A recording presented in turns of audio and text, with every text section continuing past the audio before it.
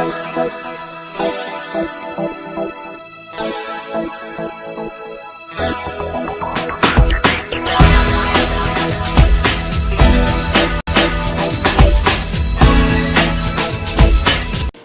the way he portrays the character, you can see the internal struggles that he has all throughout. He knows he's wrong in what he's doing. When he kills the replicants, when he kills humans, when he kills Tyrell. But yet, he does it because he just is so damn frustrated.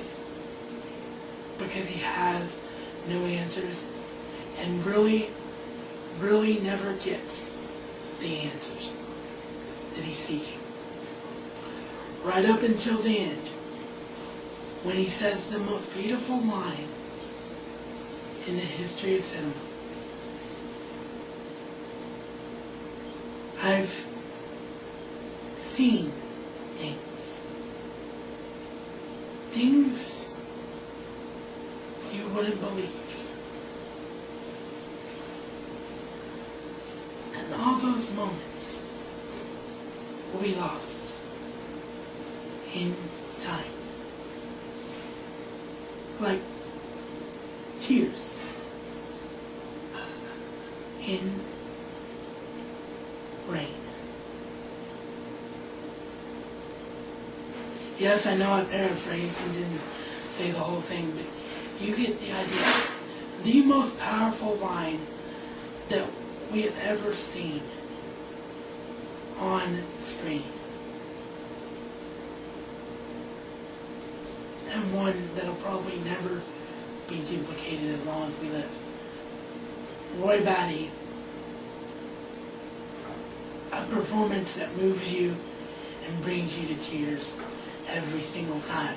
If it doesn't, if he doesn't, if Rutger Hauer doesn't, then you, my friends, my Rasmanites, have no soul. Big character number 2. Rachel. A character that when Derkard meets her,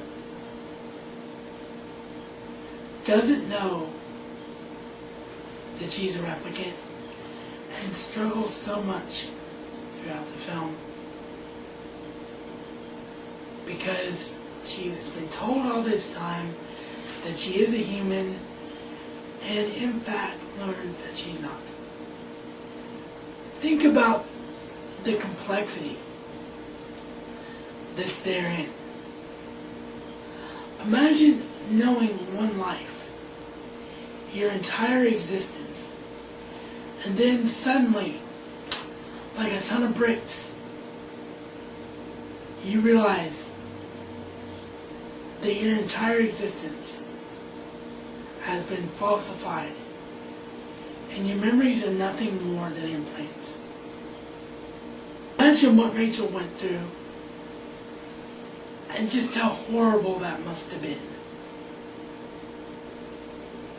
It's a performance that boggles my mind when I watch it, especially considering that Sean Young, who plays Rachel, had never done any type of film work of any significance before this. None whatsoever. And it's just a testament to Ridley Scott and everyone else involved. Because Sean Young is a beautiful thing to watch.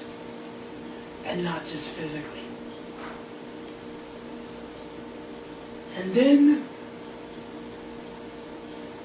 there's the Mac Daddy. Listen forward. Rick Derkard. Why is this character so well done and so complex? Derkard is supposed to be the best Blade Runner who's ever lived. Which is why they bring him out of retirement. Because supposedly he is the only one with the skill set necessary to take these guys down and out for the count. But funny little thing happens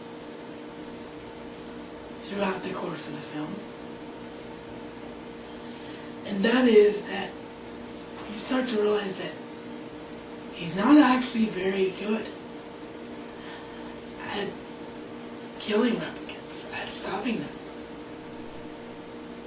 Why is that, do you think? And gee, I don't know, folks. Could it be that Derkard is a replicant? Derkard is a replicant! And if any of you out there don't think that Derkard is a replicant, you've got no brain in your head. Take the fact that Ridley Scott, numerous times in this very set, tells you that his every intention was always for Derkard to be a replicant. Take that out of the equation. Look at the evidence in the film. Exhibit A, Leon. In the very, very beginning of the film, what does Leon go back to his hotel room for, or attempt to go back to his hotel room for? What does Batty say to him? Batty says, "Did you get your precious photos?" Why are photos so precious to replicants? Memories, visual representation of anything that could be considered real in one's mind. What is Derkard's apartment littered with? Is it flowers? Is it artwork? Is it albums? Is it fruit? No. It's photos. It's freaking photos. The evidence is there. Rachel. Rachel, the character herself, is the biggest freaking clue in the entire film. A replicant designed and programmed to think that she was, in fact, a human being. Derkard even says it himself to Tyrell in the Tyrell Corporation when he does the void comp test on Rachel, or after he does it. He says, and I quote, "How can it not know what it is? How can it not know what it is? Memories, a belief system, programmed, hardwired into Rachel for her to believe that she was a human." The same thing happened with Derkard. Derkard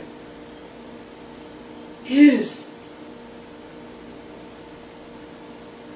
of the belief